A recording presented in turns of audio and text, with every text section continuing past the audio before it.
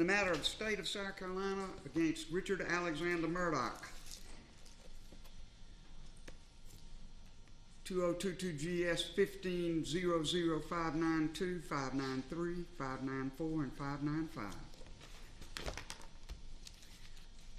The following constitutes my ruling on this matter from the bench.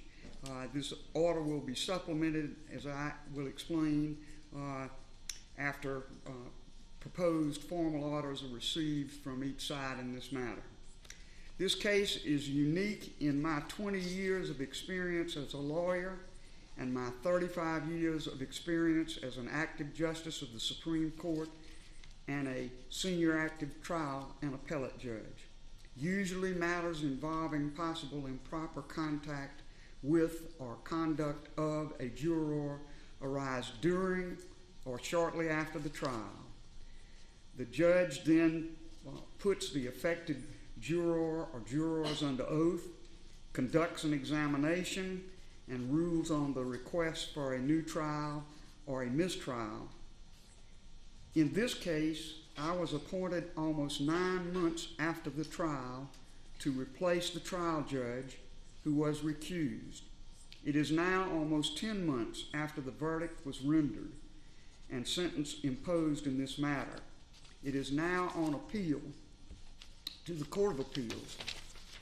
Several months after the appeal was filed, the defendant moved that his appeal be suspended and this matter be remanded to the trial court to consider his motion for a new trial on a charge that the clerk of court for Colleton County tampered with the jury by expressing her opinion to the jurors about what their verdict should be and about the credibility of the defendant who had elected to take the stand and testify on his own behalf.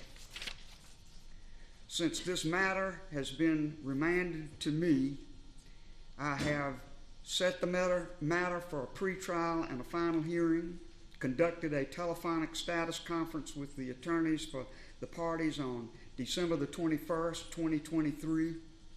I have received briefs from the parties. I conducted a pretrial proceeding on January the 16th, 2024, in which I invited briefs and arguments by the parties and by the attorneys for certain of the jurors and for the clerk of court, Rebecca Hill.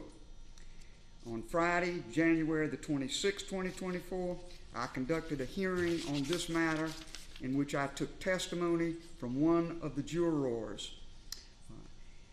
The conduct of the examination conducted solely by me. I received further argument from the attorneys for the state and for the defendant. Today, January the 29th, 2024, I have taken sworn testimony from the remaining 11 jurors who rendered a verdict in this case. This examination was conducted solely by me. I have found no case that provides otherwise in the many cases I have read on the subject of a motion for a new trial on the basis of after discovered evidence of jury tampering or misconduct. I have also received sworn testimony from the clerk of court, Rebecca Hill. Direct examination was conducted by Deputy Attorney General Creighton Waters. Cross-examination was conducted by Defendant Attorney Richard Harpootlian. I have also propounded questions myself to the clerk of court. I also received testimony from the clerk of court for Barnwell County, Rhonda McElveen, who attended most of the trial and assisted the clerk of court for Colleton County.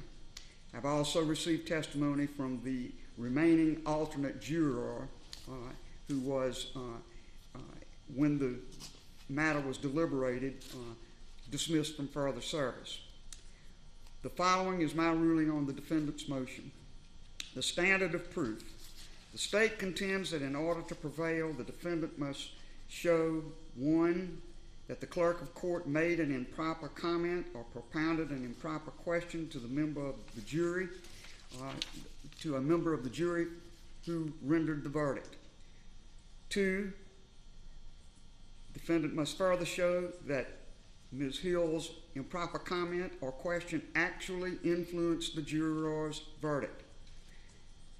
citing State v. Green, State v. Aldrett, and other opinions of our Supreme Court and other authorities. Defendant contends that he must show only that an improper question or comment was propounded to any juror by clerk of court Hill. If so proved, the defendant contends that the motion for the new trial must be granted. Defendant relies on United States v. Rimmer and many other cases. My ruling is this. On the law, the defendant has the burden of proving both the fact of the improper comment or question by the clerk of court, Rebecca Hill, to a juror or jurors, and two, prejudice suffered by the defendant, specifically that the Hill improper comments to the juror or jurors influenced the juror to vote to convict defendant Murdaugh. The facts. Did clerk of court Hill make comments to any juror which expressed her opinion of what the verdict would be? Ms. Hill denies A, and so the question becomes, was her denial credible?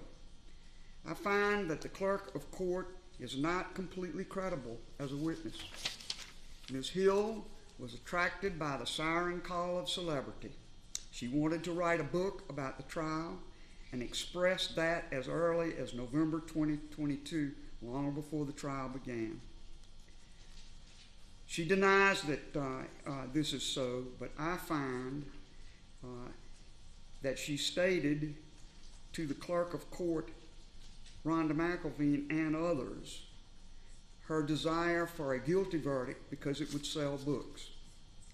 She made comments about Murdaugh's demeanor as he testified, and she made some of those comments before he testified to at least one and maybe more jurors. Did clerk of court Hill's comments have any impact on the verdict of the jury? I find that the answer to this question is no. Each member of this jury took their involuntary assignment very seriously. They obeyed the instructions of the court. They obeyed their oath. These good and decent citizens of Colleton County stood to their duty and rendered their verdict without fear or favor. It was a difficult task. 11 of the jurors very unconditionally said they either heard no comment, or if they heard a comment, it had no effect. One juror was ambivalent in her testimony. She was then examined on her previous affidavit, in which she said the effect, if any, that she had was pressure she felt from other jurors.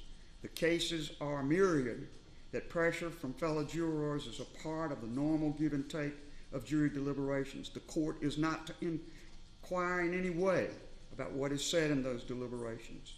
But the juror, who was somewhat ambivalent, said on her oath at the time of trial twice, and said on her oath before me in these proceedings that she stood to her oath.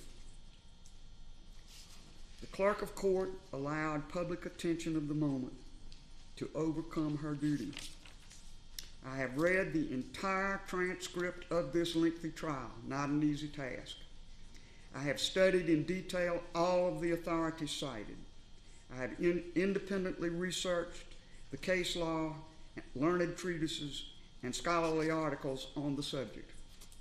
Although there is certainly a split in the federal circuits and in the states on the standard of review, I simply do not believe that the authority of our South Carolina Supreme Court requires a new trial in a very lengthy trial such as this on the strength of some fleeting and foolish comments by a publicity-influenced clerk of court. This is a matter within the discretion of the trial judge, and I am the trial judge at this moment. I do not feel that I abuse my discretion when I find the defendant's motion for a new trial on the factual record before me must be denied, and it is so ordered. I will file a fuller order which denies this motion on the grounds I have recited on the record before me as a trial judge and the authorities that have been cited by all parties in this matter. To that end, I will hold the record open. I direct that within 4 business days of receipt by the attorneys in this matter of a transcript of these proceedings, a proposed order by the state denying the defendant's motion for a new trial with citations be sent to me and to opposing counsel. I will allow the defendant 4 business days from receipt of the state's proposed order to lodge objections and or submit an alternative proposed order. Upon receipt by the court of all proposed orders, I will finalize this record, submit a written order, and I will at that time transmit the written order to the Court of Appeals, the court which has remanded this matter to me. This hearing is adjourned. Thank you, Your Honor. Thank you. Let me say this, and I should have said it before I began my order. Hey, Order. Members of the audience, would you just be patient with me for one more minute? Please keep your seats.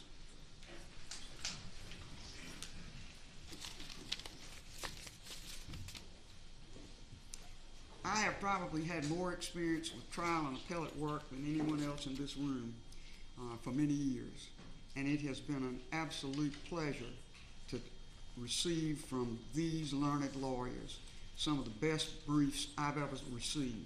I know they're a product not just of the attorneys who presented to me, but of the attorneys who sit with them and help compose the research and the writings that I received. I know that I put you on a very tight timeline, but my feeling is these matters are best disposed of by the trial judge in a very timely manner, so that you may then go to the authorities that really count more than I do.